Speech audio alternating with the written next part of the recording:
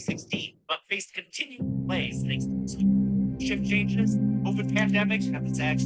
Persevering through all of that.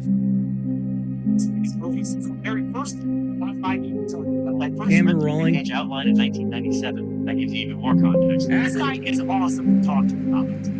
It loves them. It took all the extra time. This study makes them great.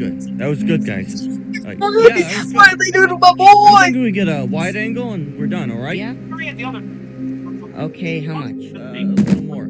project. But what with the duo of Zach Rafalski and Adam Stein, that in 2007, budget statements for reality competition. But what is not a lot? Rafalski and Stein were huge fans of the franchise and won the producers over in a Zoom meeting. In it, they secretly swapped out their doll with a video. One caught on fire, and Stein got decapitated by a ceiling fan to show the producers they understood the tone of the series. As the Skyview band plays Fallen by Connie Francis, Iris starts walking on a tightrope, swinging in the breeze. She tries to keep her balance, but she just gets in the knees. She ducks around the corner to throw up. As we all know, Hey, look! Evie knows it too. Apparently Paul doesn't, but the singer tells Iris, as long as they love each other, they can work it out. Hell, that boy. Life is very short. No time for fussing and fighting. Iris and Paul step out on the couch, and disgusting. Jim is trying to throw pennies all. I'm so sorry, of course. Saddles. Paul proposes to Iris, and she responds by telling him about the pregnancy. What up, guys? It's not pathetic. As the newly engaged couple, Arrow. he takes that penny and gives it a chuck. All that day, he pretty fucked. Winds up watching the family. Iris and Paul celebrate. Nothing dancing. Night to hear the story. The band plays Shock, the best song to dance to at a wedding, and from the best Fortnite dance to do. This high energy performance is stressful as hell. Dominoes of inevitable destruction lined up. Dancing so hard they pop the ribbons. And they don't notice that giant crack in the glass floor. And he gets out of the bed. And it acts. Son of a... Way down to the last call. Your hey, fiance is next now. Falls to the ground near Valleys, listening to raindrops keep falling on my head. It's horrible and hilarious all at the same time, underlining how the depth of Final Destination is inch wide. You can just imagine him making a playlist on Spotify and those roving songs, keeping a fire. That's real relevant real fast, and Dick goes bananas faster inside the restroom. Evie gets burned alive like a murderer kid. This is a price stand. Another woman is in a place too, and what may have set the record for the first ever burn star. Oh yeah, lady, look at her go! It's lighted on fire. 71-year-old Yvette Ferguson burst this 8 or 9 times before they ever got on set. She comes from a family of stunt performers and came out of retirement. She said, everyone else in my family's on fire except for me. This was so exciting, and I never thought I'd get the chance. The remaining Skyview survivors are trampling each other and trying to find a way out. Shipping pushes its way past and makes it down the stairs. It's all like a bunch of them fall out as the only option left is the Tower of Terror elevator, which quickly turns claustrophobic catastrophe. The Mater D shoves Iris out of the way to get inside, but is rewarded by getting torn the fucking half when the case is. Oh my god, that is a thing of absolute. The floor starts to split apart, sending people to slam against the windows like bugs on a windshield. Iris manages to escape and tries to help one lady escaping. That pesky Penny finds just enough feet to knock over a piano and plays her off. Damn, dude, that one felt kind of sad. Still, this whole sequence is a series of applause. It's no wonder this is up at the box office. This is a riot to watch the crowd. I mean, where else are you going to have audiences applauding this? People openly cheered at a child's death, man. That's the opening disaster was originally a time. Makers realized it's been on-screen procrastinating. They were just like, there's no way to panic to panic. They changed the setting from the water to the sky and spent over a year figuring out every detail. It was the first thing filmed on a beautiful 100-foot set designed by Richard. They joked that the set was the entire first Final Destination film. This main set was surrounded by a custom volume. LEDs that could show the skyline at any angle they wanted. They also had a set that could tilt, slide down, and another that could be lifted into the air for shots from beneath the dancing. The Skyview Tower itself, inspired by Seattle Space Needle and Toronto CN Tower. The base of it is made by the Museum of Vancouver, where they shot this.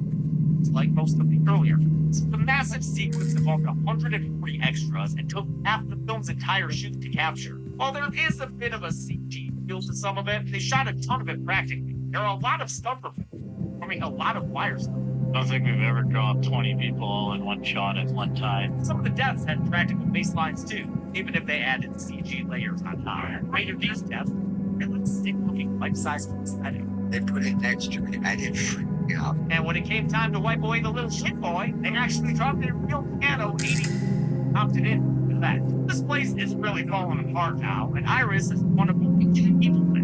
The other, a kid in a box, maybe son. Iris was out. But not much you can do when the thing starts to come down. The ring saves her like a second, but then she gets 1/5 of a Gerald game. She and the little boy plummet to their death.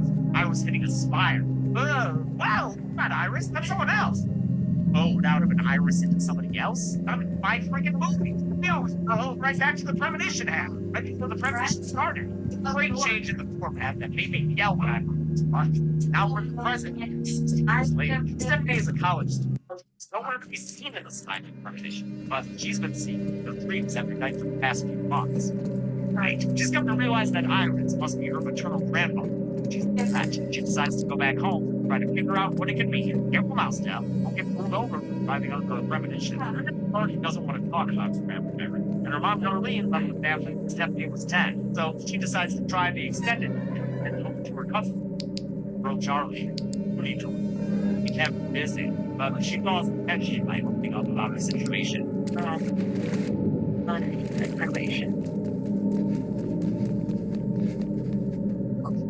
One scene does so much to make you quickly care about these cities.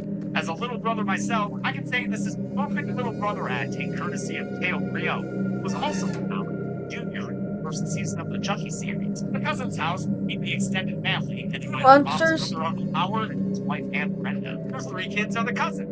Like Mortal Kombat 1, hell yeah! Oh, Katana Maid. Yeah, I can respect that. Hey, Rick, you know, casting tattoo artist. Middle child, Stephanie's childhood best friend. She's cold and Steph now. She stopped coming around and Howard.